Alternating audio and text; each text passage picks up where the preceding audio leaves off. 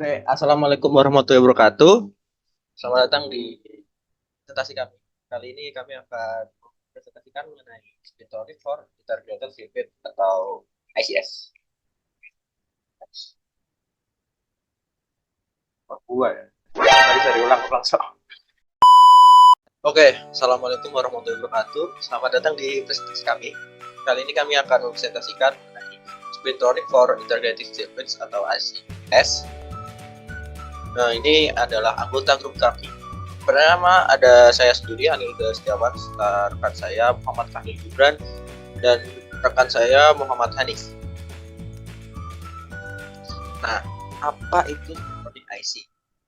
Spin terpadu spinonik atau ICS mewakili bidang mutakhir di mana spin intrinsik dari elektron.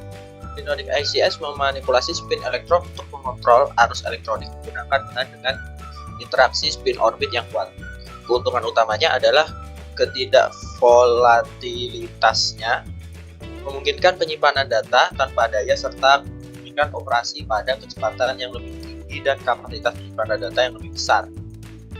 Aplikasinya meliputi penggunaan dalam MRAM sehingga potensi untuk komputasi kuantum ini menjadikan revolusi dalam teknologi informasi. Berikutnya ada fungsi lithography dan dalam desain ICS dan Halbur. Teknik lithography sangat penting dalam desain IC karena kemungkinan pembuatan pola sangat kecil dan presisi tinggi yang diperlukan untuk komponen-komponen elektronik pada skala nanometer. Proses ini adalah kunci untuk menciptakan rangkaian elektronik kompleks yang menjadi tulang punggung teknologi modern, termasuk teknologi spintronic. Lithography juga penting dalam mengembangkan material baru seperti FXNS yang dapat membentuk lapisan tipis dan meningkatkan kinerja perangkat spintronic. Struktur Halbur dalam spintronic adalah komponen kunci yang memungkinkan pengukuran sifat-sifat spin elektron dalam material. Struktur Halbur merupakan alat penting dalam pengembangan perangkat spintronic seperti memori magnetosensif dan sensor medan magnetik. Struktur Halbur digunakan untuk mengukur torsi spin orbit yang merupakan efek dari arus spin yang mengalir ke lapisan ferromagnetik yang berdekatan dan penentuan efisiensi konversi muatan ke spin. Berikutnya akan dijelaskan oleh teman saya. Oke, sebelum kita masuk ke bagaimana cara kerja spintronic IC, kita mungkin akan membahas sedikit tentang IC konvensial. Nah, IC konvensial ini memanfaatkan gerak elektron yang memanfaatkan medan listrik. Medan listrik ini kemudian dideteksi sebagai kode binar 1 dan 0. Nah, dalam pengaturannya, yang mengatur kode tersebut disebut MOSFET atau Metal Oxide Semiconductor Field Electron Transistor. Dalam MOSFET ada dua komponen penting, tiga, yakni NMOS dan PMOS. Kemudian ada gate. NMOS dan PMOS ini akan berperan sebagai transistor yang digunakan untuk mengatur kode binar yang ada. NMOS mengalirkan arus dari SD yang dapat dilihat di gambar di samping, S untuk source dan D untuk drain. NMOS akan mengalirkan arus dari S source ke drain menggunakan tegangan positif, sedangkan PMOS sebaliknya. Nah, perbedaan mendasar di sini juga digunakan pada logika pemrograman. NMOS untuk melambangkan OR, AND, dan NOT, sedangkan PMOS melambangkan NOT AND, NOT OR, dan NOT. Kemudian ada gate. Gate ini berfungsi sebagai pembaca tegangan yang lewat. Terus bisa dilanjut.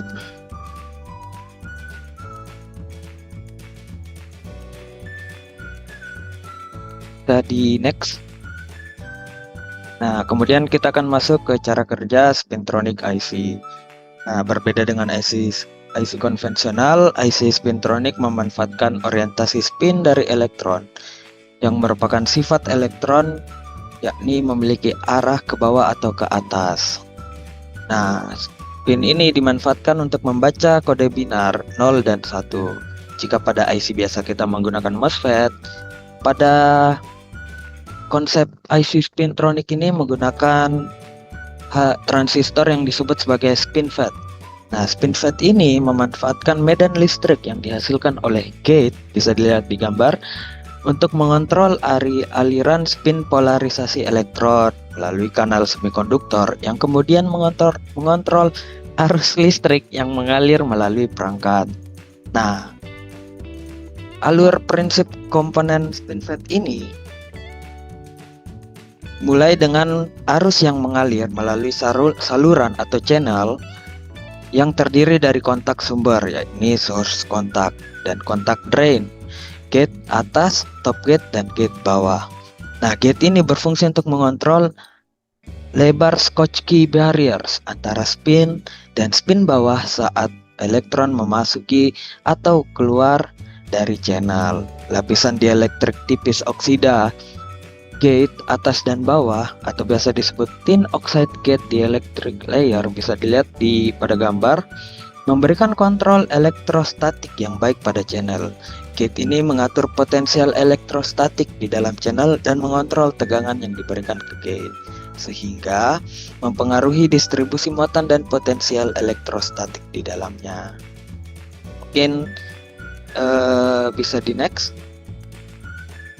Nah, berikut perbedaan dari desain. Jadi desain spintronic dan konvensional tentu saja akan berbeda. Kita lihat tadi yang membedakan transistornya. Yang pertama adalah prinsip kerjanya. Jelas, IC konvensional menggunakan arus, sedangkan spintronic menggunakan orientasi spin. Kemudian pendeteksi kode binar. Nah, IC konvensional menggunakan gate untuk mendeteksi arus listrik, sedangkan IC spintronic menggunakan detektor spin. Nah, detektor spin pada SpinFET ini mendeteksi orientasi spin yang dengan memonitor perubahan arus yang terjadi. Mungkin bisa kembali dulu ke slide sebelumnya. Nah, jadi ketika terjadi perubahan arus saat elektron dengan spin tertentu melewati kontak ferromagnetik, perubahan arus ini terjadi karena adanya perbedaan konduktivitas antara elektron dengan spin yang sejajar dan berlawanan dengan magnetisasi kontak ferromagnetik.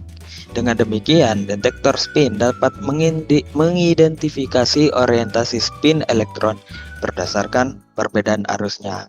Dari sini detektor spin akan mengirimkan sinyal binar 0 untuk perbedaan spin dan 1 untuk spin yang sama. Bisa di next. Ya, mungkin dilanjutkan sama teman saya.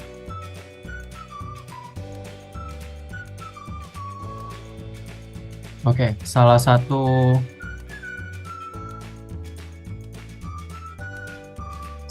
perkembangan penelitian spintronic adalah kita mengambil dari jurnal ini, jadi 2D pattern ferromagnetic 3 mangan 5 semiconductors for planar spintronics, yang contohnya bisa di next. Nah, pada jurnal ini gambar yang di sebelah kiri adalah proses ion implantasi mangan melalui resist yang dipotong dan juga melalui hidrogenasi yang dapat digunakan untuk membuat zona ferromagnetik yang terisolasi dalam suatu substrat dari GaAs. Jadi materialnya ini pakai gallium arsenide. Nah, kita bisa lihat yang di sebelah kiri A itu ada suatu substrat yang ada resistnya. Nah, resist ini digunakan untuk apa sih? Resist ini itu digunakan untuk membatasi dari substratnya itu. Jadi kita hanya ingin membangun di antara resist itu, jadi tidak melebar ke substratnya seluruhannya. Nah, ini itu berukuran atasnya 100 mikrometer, terus ada lebar 20 mikrometer, terus ada lebar dari yang kecil ini adalah 10 mikrometer. Nah, gambar yang pertama ini resist ini digunakan untuk implantasi mangannya. Jadi resistnya ini dipotong, kemudian digunakan untuk membuat zona ferromagnetik yang terisolasi. Terus yang kedua ini adalah resistnya ini akan digunakan untuk membentuk kontak wafer dari gallium arsenide itu melalui pemasangan dengan PD atau AU melalui proses lift off. Nah, kenapa digunakan proses lift off dalam jurnal ini? Karena proses lift off ini akan membuat semikonduktor yang mencapai lapisan ukuran yang sangat kecil dan juga detail. Lalu ada gambar kedua di sebelah kanan. yang ini menunjukkan konduktansi dari AFM. Jadi karakterisasi menggunakan AFM yang bisa mengkarakterisasi kepadatan dan kedalaman dari sebuah segmen wafer gallium arsenide tadi yang dibentuk. Gambar ini juga memungkinkan untuk mengidentifikasi zona yang terbentuk yang dapat digunakan untuk mengukur sifat magnetik dan elektronik dari zona ini. Bisa di next. Nah, kita lanjut. Jadi gambar A ini bisa dilihat bahwa sinyal Hall anomali meningkat seiring dengan meningkatnya medan magnet, menunjukkan adanya efek ferromagnetik pada struktur wafer GaAs yang terimplan dengan ion mangan. Nah, sinyal Hall anomali ini apa sih? Sinyal Hall anomali adalah fenomena di mana terdapat tegangan Hall yang muncul, bahkan tanpa adanya medan magnet eksternal. Jadi, dengan medan magnet internal, sinyal Hall bisa muncul. Terus kita berlanjut ke gambar nomor 2. Jadi terlihat resistivitas lembar berubah seiring dengan medan magnet yang menunjukkan adanya efek magnetoresistansi negatif. Nah, fenomena ini terkait dengan fase ferromagnetik yang terjadi melalui mediasi lubang atau Hall mediated ferromagnetic phase dalam wafer GaAs. Lalu pada gambar yang ketiga terdapat puncak karakteristik yang pada suhu tertentu yang disebut suhu Curie. Nah, suhu Curie ini apa? Suhu Curie ini adalah suhu pada titik di mana magnetisme ferromagnetik pada bahan ferromagnetik berubah menjadi paramagnetik atau diamagnetik. Nah, puncak ini menunjukkan di sini ada terjadinya fase ferromagnetik pada suhu tersebut. Mungkin bisa di next. Bisa dilanjutkan ke teman saya. Oke, di sini jurnal ini menggunakan 3 teknik litografi, yakni implantasi ion, pulse laser melting, dan selective hydrogenation. Implantasi ion adalah proses yang menggunakan akselerator partikel untuk mempercepat ion-ion dan untuk menembus permukaan substrat. Ketika ion tersebut menembus substrat, mereka akan berinteraksi dengan ion-ion di dalam substrat, lalu menimbulkan kerusakan struktur kristal serta menciptakan daerah yang bermuatan listrik di dalam substrat. Proses ini digunakan untuk mengubah sifat material substrat tersebut, seperti mengubah konduktivitas listrik atau menghasilkan lapisan tipis dengan sifat tertentu.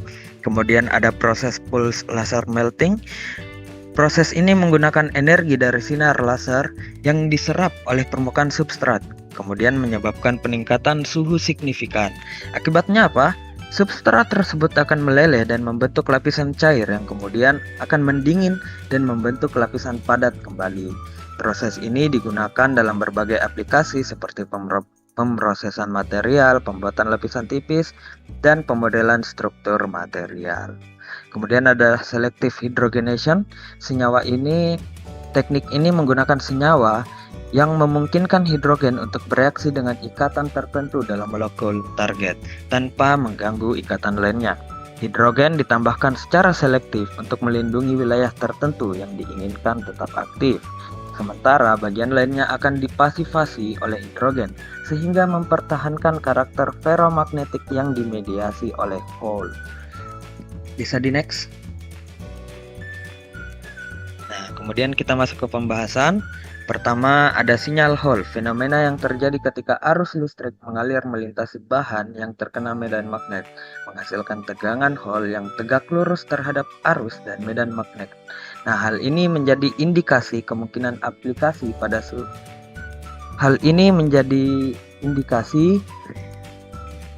desain yang dibuat itu berjalan sesuai dengan logika pemrograman. Kemudian ada efek magnetoresistansi negatif. Adanya efek ini membuktikan material responsif terhadap medan magnet eksternal dan di mana resistansinya berubah dengan perubahan medan tersebut.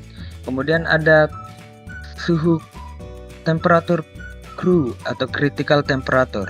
Dalam kasus material yang digunakan, temperatur mencapai angka sekitar 100 Kelvin. Hal ini menjadi indikasi kemungkinan aplikasi pada suhu kritis tertentu atau dalam kondisi medan tertentu di dalam desain dan penggunaan IC Spintronic. Kemudian bisa di next. Nah, kita masuk ke pembahasan desain. Desain logika Spintronic IC yang dikembangkan oleh Farstich dari Universitas of California. Nah, desain dari IC Spintronic dan IC konvensional saja sedikit berbeda. Nah, pembentukan desain IC Spintronic dimulai dengan pembuatan dasar untuk logika rekonfigurasi seperti yang dilihat di gambar yang atas yang di tengah. Ini merupakan gambar logika rekonfigurasi. Dalam pembuatannya mereka efisiensi ke area, kinerja, dan konsumsi energi merupakan pertimbangan utama. Desain ini menggantikan struktur lookup table tradisional atau LUT dengan jaringan Connan-NOR yang lebih efisien dalam hal area dan delay. Selain itu, pertimbangan karakteristik unik dari perangkat Spintronic dan merancang struktur jaringan Con yang sesuai dengan karakter tersebut. Desain ini juga melibatkan penggunaan struktur interkoneksi berbasis MUX. MUX atau biasa disebut multiplexer merupakan sebuah perangkat elektronik yang digunakan untuk memilih satu dari beberapa sinyal input dan mengirimkan ke output. Bisa dilihat di sini ada beberapa level yang memungkinkan pemilihan salah satu sinyal dalam mengirimkan sinyal input dan output. Nah, MUX ini digunakan dalam desain rangkaian logika untuk menggabungkan beberapa input menjadi satu output berdasarkan sinyal kontrol. Kemudian, proses selanjutnya melibatkan simulasi sirkuit yang intensif menggunakan model perangkat Verilog A yang disesuaikan dengan perilaku perangkat nyata.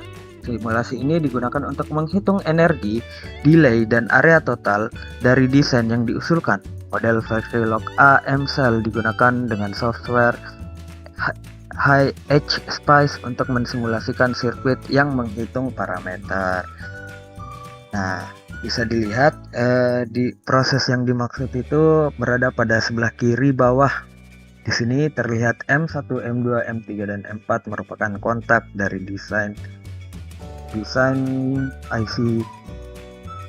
Ukurannya mencapai 80 nanometer sampai 20 nanometer.